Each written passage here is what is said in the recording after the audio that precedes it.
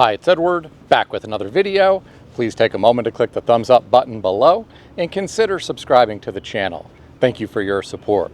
Today, I read an interesting article on yahoo.com, put out by Fortune and written by Emma Burley, titled, "The American Dream is Alive and Well.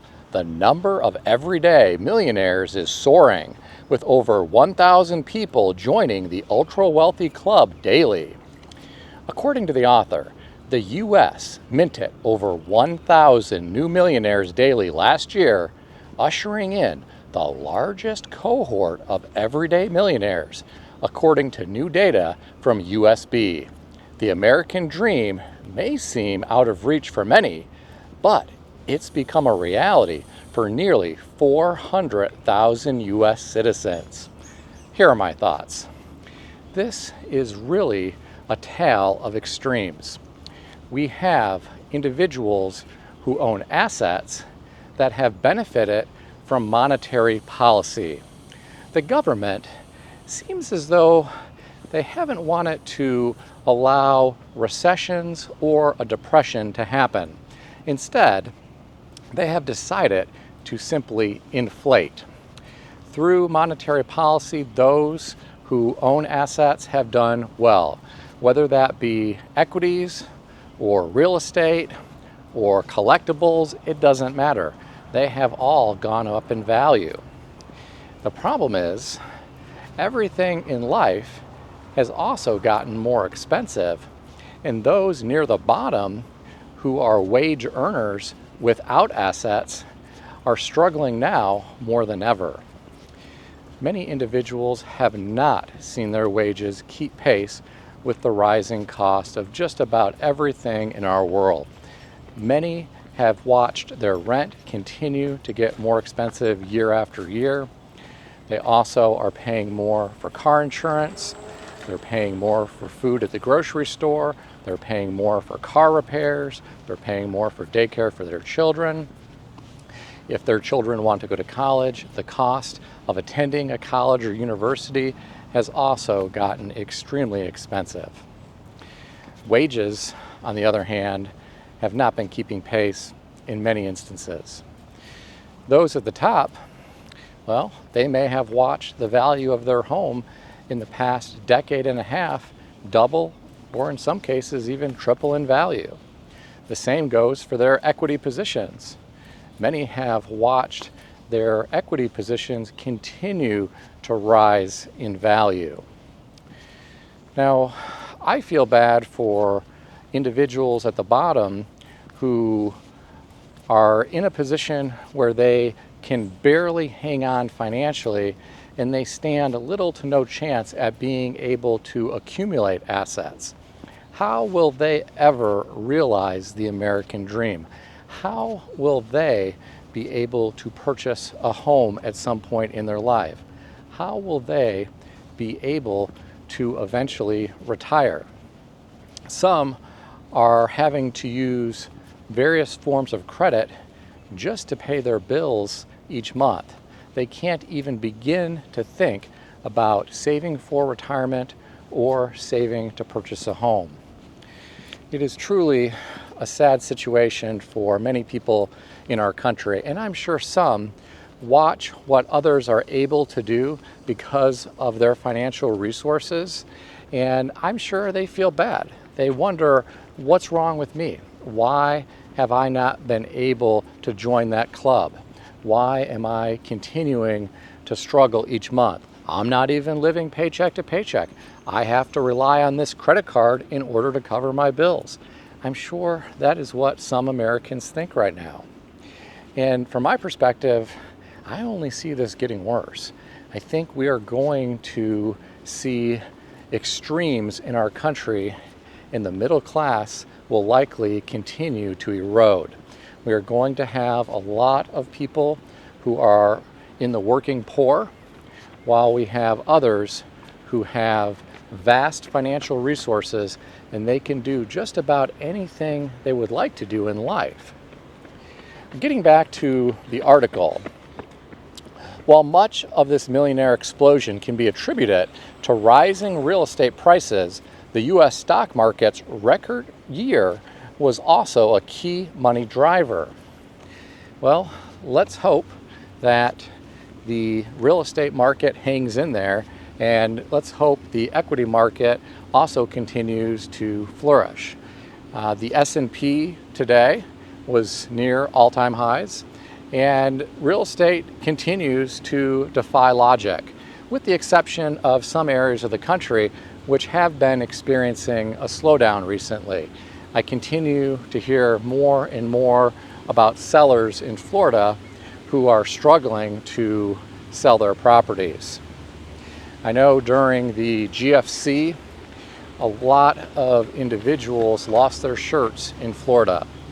Condos that at one time were selling for hundreds of thousands of dollars were selling foreclosed for the price of a decent used car. Getting back to the article, the author said the American dream is still alive at the top. The American dream seems to be a dying idea for many U.S. citizens as housing costs go through the roof, groceries become unaffordable, and jobs are disrupted.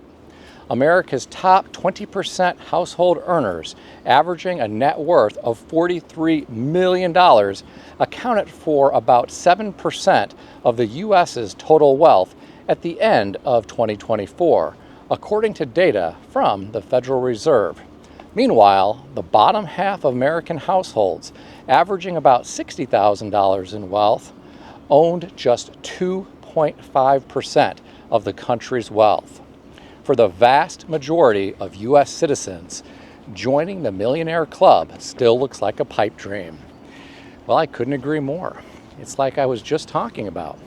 People at the bottom are unfortunately struggling to the point where they are not able to bring themselves out of their current financial predicament.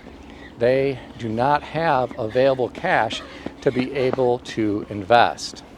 Now, some might get extremely lucky with some new meme coin, and they might make it big. But I really think that is nothing more than gambling. Some folks are not going to be able to start a business because they don't have the capital to do so. Some are going to struggle to purchase a home, even with a zero down program like USDA or VA, because you don't have to have a down payment for programs like that if you qualify, but you're still going to have an inspection for the property. You are still going to have some closing costs, and you're still going to have to pay for movers when you move into that property. You are likely going to have to fund an escrow for your property taxes and property insurance. It's not cheap to purchase a home, and some people right now who are barely hanging on financially aren't going to be able to come up with the money necessary to be able to transition into home ownership. And that is truly unfortunate. A lot of people think of the American dream as a home with a white picket fence. Well, I hate to break it to you, but that doesn't seem to be the reality anymore. In fact, some HOAs may not even allow a white picket fence out front anymore. They may have rules regarding that. You might be able to have some type of fence behind your home, but many could forbid some type of fence in the front of the property. I know that a lot of folks think of that as the iconic American dream, but I think that is something that is from many, many years ago. So getting back to the article, I took a look at some of the comments beneath it, and I wanted to share some of them with you. One person said, "The writer of this article is delusioned. The American dream was supposed to be for everyone who was willing to work hard for a better life, not just for those who are getting wealthier and finally hitting the $1 million mark. The American dream has been dying for decades." The next commenter said, "My wife and I both have college degrees and worked really hard raising 5 kids. We don't have anywhere close to $1 million, but are thankful we have a comfortable home, family and friends. You don't need $1 million to be happy. Well, my friends, I agree with this commenter. You don't need $1 million to be happy, and you don't necessarily need $1 million to be financially secure. If you have a small home that is paid off with low property taxes and low insurance, and it doesn't need a lot of maintenance, and you're in good health, and you have a reliable, modest vehicle, and you were a decent earner during your working years, and you are now receiving Social Security, you may be able to do just fine.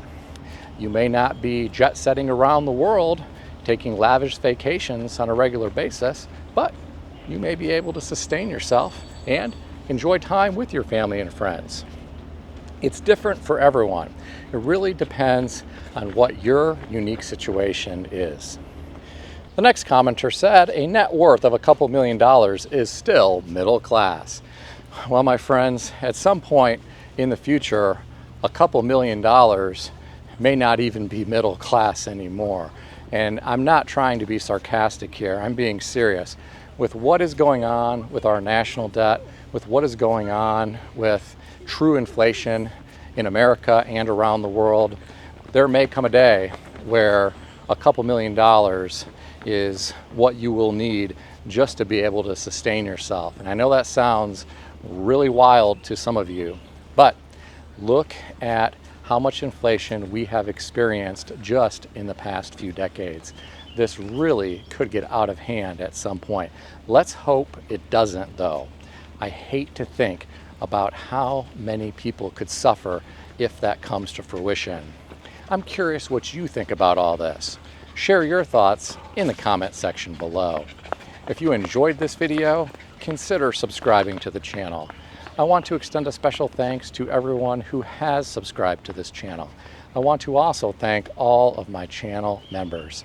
If you would like to become a channel member, there is a link in the description beneath this video. You can read more about the different membership levels. Please also check out some of the great books I suggest you consider reading in the description below. I've included Amazon affiliate links to these books.